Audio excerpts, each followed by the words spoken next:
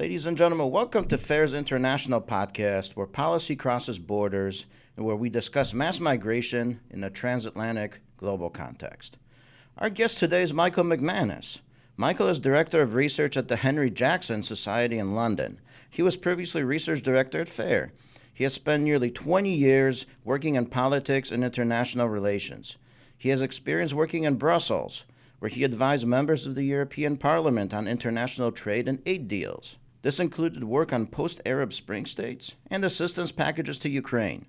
Michael then worked as an expert consultant on World Bank projects in the Global South. He holds 2 master's degrees, is fluent in French, and has visited 37 countries on 5 continents. With this experience in mind, today we'll pick Michael's brain on topics ranging from migrant crime in the UK, the European Union, and Russian meddling driving mass migration out of Africa. Welcome. Well, thank you. It's great to see you, and thank you for inviting me. And hopefully I will say things that your audience find interesting. Well, it's good to see you. It's been a long time since you were walking the hallways of FAIR with us. It is. But it's fantastic that we now have someone we can tap for our questions about what's going on in the UK. And on that note, so a whole lot going on in the United Kingdom now. We had the Henry Nowak murder and the Stephen Ogilvie beheading attempt in Belfast. And there has been quite the backlash against both of those things. So the first question is there an increase or even an ongoing crime wave in the UK being committed by migrants or even first-generation children of migrants? Well, I think there's certainly a very serious security issue. The previous government in the UK, who lost the general election in 2024, they were putting together a league table of arrests by nationality, and the replacement government memory hold that. But we do know that there's a very serious security issue, not just organized crime, but everyday street crime. There's a perception on the street, particularly young women don't feel very safe anymore. And I think that there is a serious issue. And unfortunately, the government in the UK refuses to see that as far as they're concerned. The issue is not the behavior of certain subsections of the migrant population. The issue is British people complaining about it. One of the things that has been covered in the media quite a bit in connection with this is that there clearly seems to be a 2-tier system of policing that is going on. I'm curious, is the UK also suffering from the same problem that the United States was prior to the second Trump administration, which is a 2-tier immigration system? And what I mean by that is that anyone who comes from a developing nation that is perceived as a victim of imperialism, colonialism, all the bad isms, gets, on the fast track to getting whatever kind of immigration benefits they want. While meanwhile, people who come from places that have the same cultural and legal background as the United States, like South Africa, the UK, have to wait in line for, 25, 30 years in a lot of cases in order to be able to get into the United States. Is the UK having the same problem as the US with that? I think absolutely it is. One of the most visible reminders of that is the Channel migrant crisis, because what we've got is obviously Britain is an island. Migrants make their way from Africa into Europe, and then they jump into boats and come to Britain. This is a reminder that basically people can cut in line. So you've got people who want to come here legally and do things the right way. Unfortunately, they're forced to watch day after day footage of people who are not doing the right thing and not coming the right way. And the government basically says, well, again, nothing to see here, folks. The biggest issue is you being racist about it. That's not what most British people on the ground feel. Lots and lots of British people of all backgrounds have said, look, we've got wives, we've got husbands, we've got people waiting visas. It takes years to process. It's very, very complicated, very costly. And yet somebody can just literally show up on a migrant dinghy, and within weeks they can be given all kinds of benefits. And people resent that. And I think they're right to resent that. Recently, a report was released in the UK about Muslim-dominated grooming gangs. And the report says, in part, quote, "The scale of the crimes committed is staggering. Has been previously established that at the very least 250,000 young white girls have been subjected to grooming, trafficking, torture, pregnancy, forced Islamic conversion, lifelong trauma. The true number is probably higher," end quote. But news and warnings about these grooming gangs have been, circulating for many years. I've been hearing about this for like 20 years, 25 years. So this is not something new in the UK.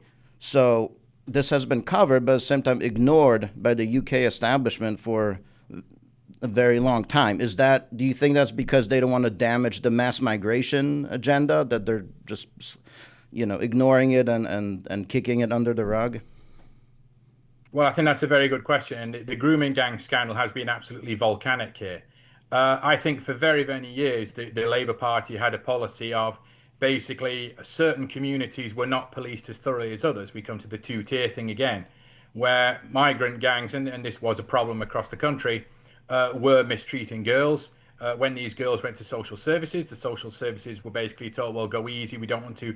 The phrase was upset community relations. So that they just were not taken very seriously at all.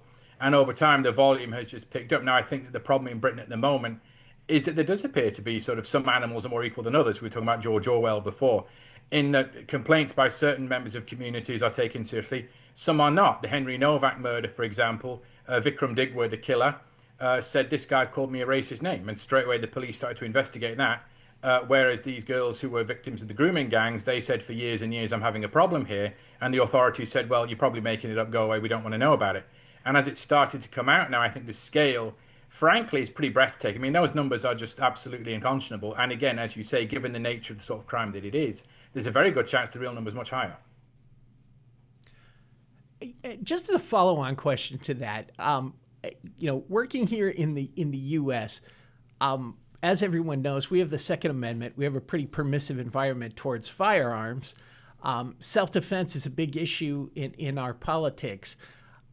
It strikes me as really odd that here in the U.S., you can carry a firearm, but the Supreme Court famously would not give a religious exemption to an American Indian individual who was looking for access to peyote, I think, while he was incarcerated in a prison as a religious practice.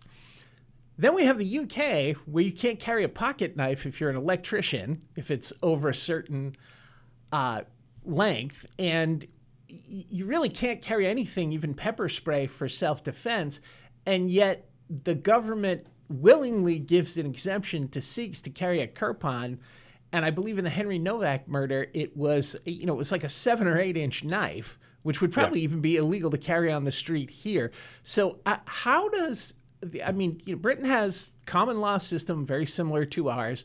How does the legal and the policy thought process work that allows that to happen, where in a state where you virtually cannot carry any kind of self-defense weapon, you get a religious exemption to carry what amounts to a sword? Well, it is pretty extraordinary.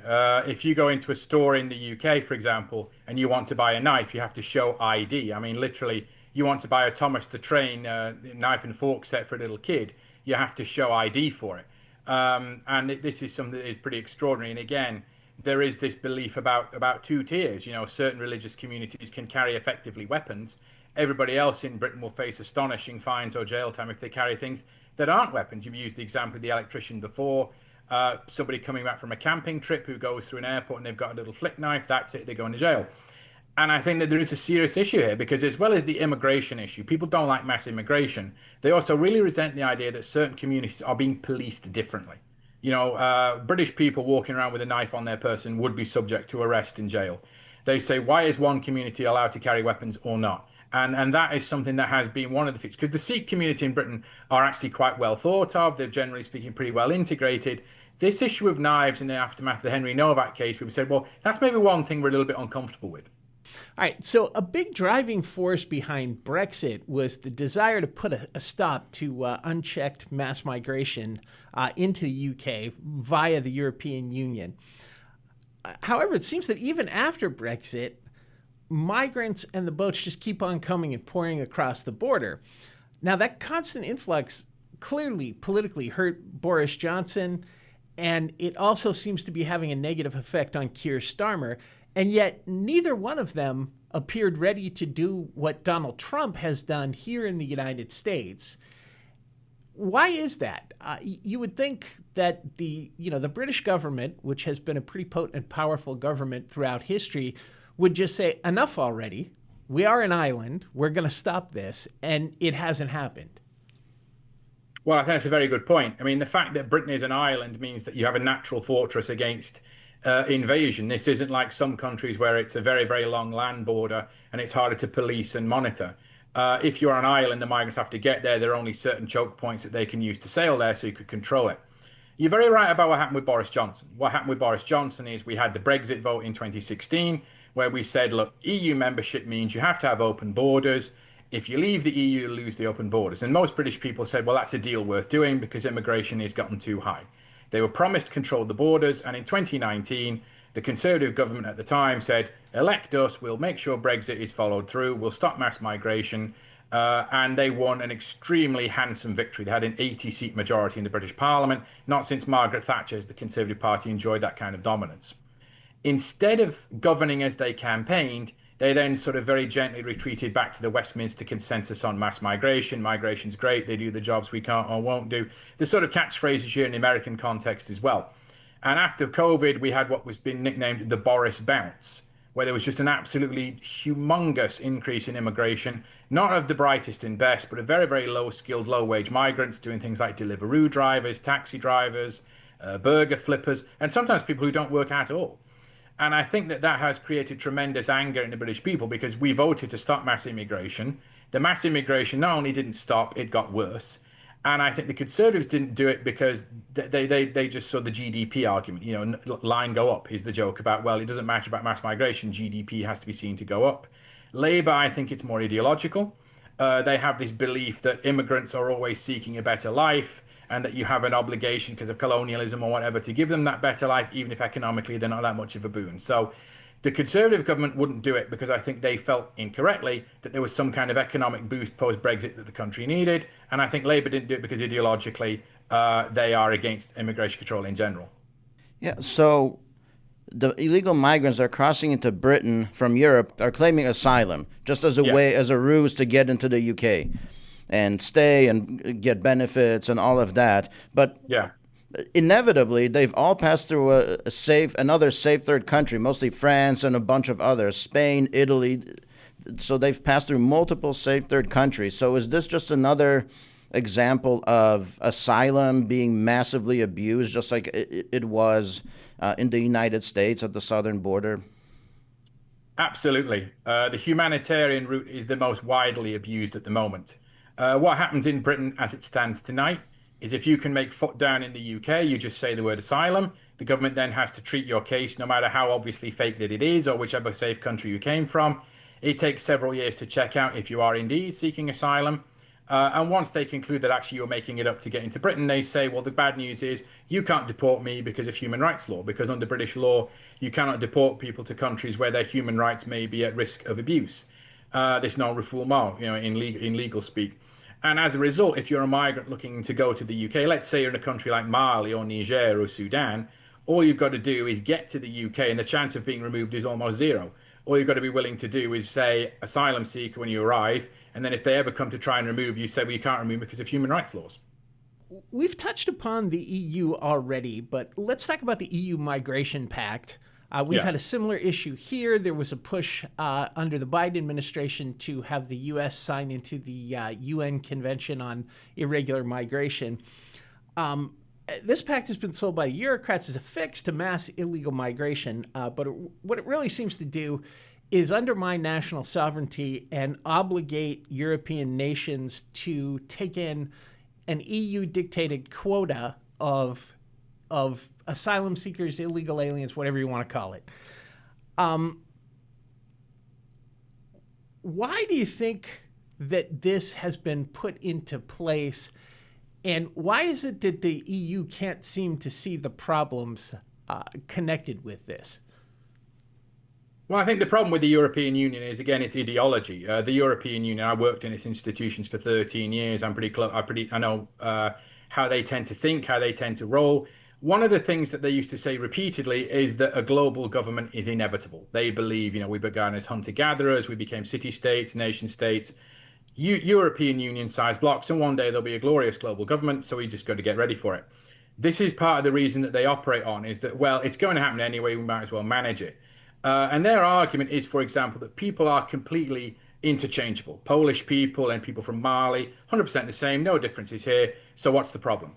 Now, we know that people are different. Language, culture, borders, culture, it's very different. People are different. That needs to be factored in. And I think that the EU Migration Pact was based on what they used to call burden sharing.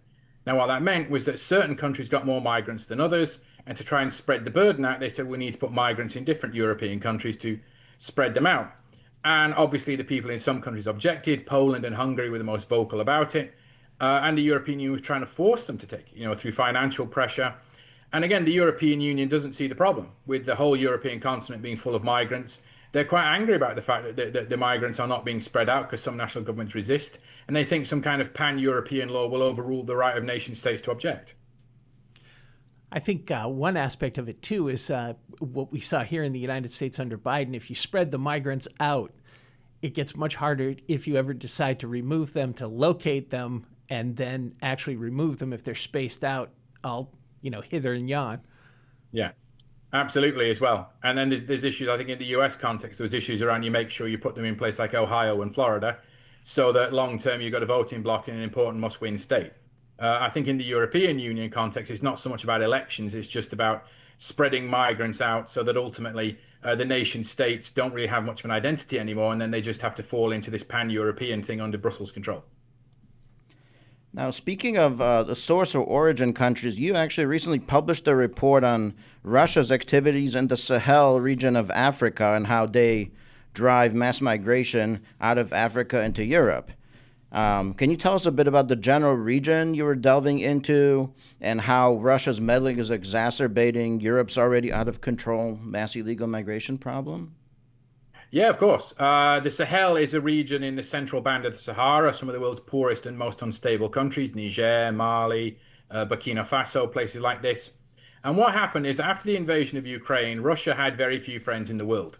But then all of a sudden you had military uprisings in the Sahel, and the Russians said, this is a vacuum we can slide into, which is exactly what they did. The Wagner Group, now the Africa Corps, went there. And when they went there, the local elite said, we're having a bit of difficulty with rival tribes. We need some muscle to deal with them. So Wagner did just that. They went into the villages, they burned them down, they shot people, they committed all kinds of atrocities, and they destroyed the conditions for economic life in these countries. So what happens is if you destroy the conditions for life, people leave. And that has been driving people out of these countries in the Sahel, up into North Africa, and then across into Europe. Now, what the Russians are doing is they are both benefiting from this climate and creating it. One of the things in my research I found is that Russian presence has the tendency to undermine things like the rule of law and the legitimate economy.